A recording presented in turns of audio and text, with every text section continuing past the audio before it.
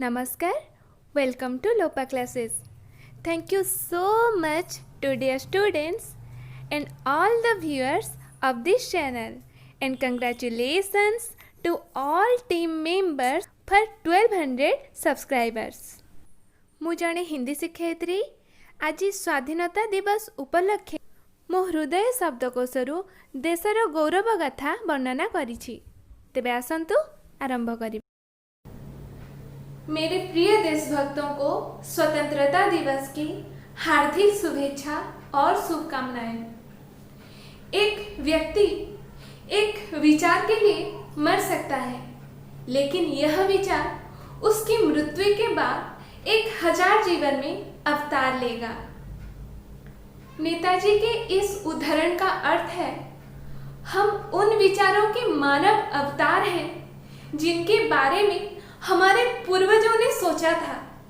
हमें एक बेहतर भारत के लिए अपने जीवन के हर दिन में कठिन प्रयास करना चाहिए, जो समृद्ध है और इसके सभी नागरिकों के लिए समान है। स्वतंत्रता दिवस एक त्योहार है और इस त्योहार में हम अपने शहीदों और उनके 200 वर्षों के लंबे समय के संघर्ष का जश्न मनाते हैं। भारत 2 शताब्दियों तक एक ब्रिटिश उपनिवेश था। इस अवधि में राष्ट्र ने कई घटनाओं को अंजाम दिया, जिसने हमारे स्वतंत्रता सेनानियों को बेहतर भविष्य के लिए चिंतित किया। कि आज हम देख रहे हैं घटनाएं, जलियांवाला बाग में हत्याकांड, दोषपूर्ण भूमि बंदोबस्त, नस्लीय भेदभाव और अंतहीन ऐसे दुर्दशाओं से अंग्रेज लाभान्वित होते रहे। हम इतने आगे आ गए हैं कि हमने इस दिन का अर्थ और सच को भूल जाना शुरू कर दिया है।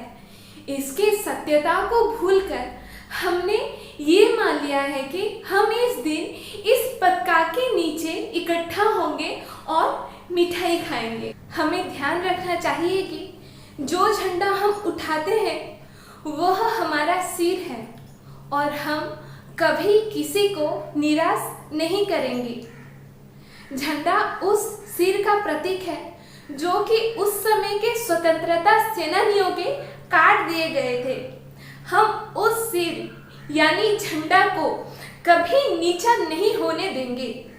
जब हमारे स्वतंत्रता सेनानियों ने खाली पेट भारत की आज़ादी के लिए लड़ाई कर रहे थे, उसी रात के बारे में, उनके बलिदान के बारे में सोचे बिना स्वादिष्ट मिठाई का कोई भी हिस्सा नहीं लेना चाहिए।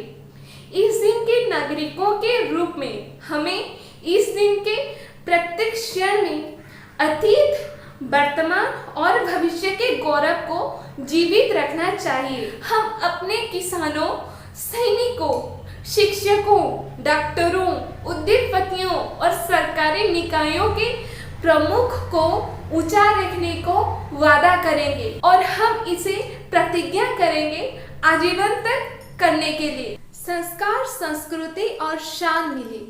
संस्कार, संस्कृति और शान मिले, ऐसे हिंदू, मुस्लिम और हिंदुस्तान मिले।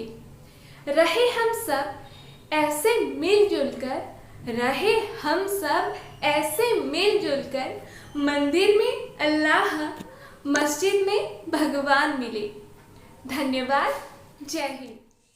मो नाम अनुजा नायक। स्वाधीनता दिवस उपलक्षे मो हृदय आदेशरू शब्दरे आंकिछि एक क्षुद्र कविता। कवितार शीर्षक हेउछि पताका। तुंग आकाशे हिललित हेबा देखु जेबे तते, सदर्पे कहू भारतीय आमे भारतीय, भारतीय आमे भारतीय। तो सुनाम पाई देइथिले वीर, जीवन अनेक त्याग तोर स्मरणीय, त्याग तोर स्मरणीय। केते मार लुह सुखिछि, केते सीमंतिनीर सिंदूर लिभिछि, तथापि होइछि चिरंतन तोर जय, चिरंतन तोर जय। कारगिल पुलवामा केते जे युद्ध होइछि तो आगे, तथापि सगर्वे उड़ुछु तू होई ज्योतिर्मय, उड़ुछु तू होई ज्योतिर्मय। त्रिबने आणु तू त्रिभावना मने, कमलारे वैराग्य, श्वेतरे शांति, आउ सबुजरे आंकु श्यामलिमा धरा, सबुजरे आंकु अशोक चक्रर 24 नियमे, बांधी रखु तू सबुंकु एकता रज्जुरे, बांधी रखु सबुंकु तू एकता रज्जुरे। ତୁ ରହିଛୁ ତୁ ରହିବୁ ତୁ ରହିଥିବୁ କାଳ କାଳ ଆମ ହୃଦୟ କନ୍ଦରେ କାଳ କାଳ ଆମ ହୃଦୟ କନ୍ଦରେ। କବିତାଟି କେମିତି ଲାଗିଲା ନିଶ୍ଚୟ କମେଣ୍ଟ କରିକି ଜଣାଇବେ। ଭାରତ ମାତା କି ଜୟ। Good morning to all patriots. We already know that India got independence on 15 August 1947. From 1947 every year we celebrate it. Independence means freedom. In earth, every living thing wants freedom. Our freedom fighters gets lots of struggle and also died in fight to get freedom from British rule.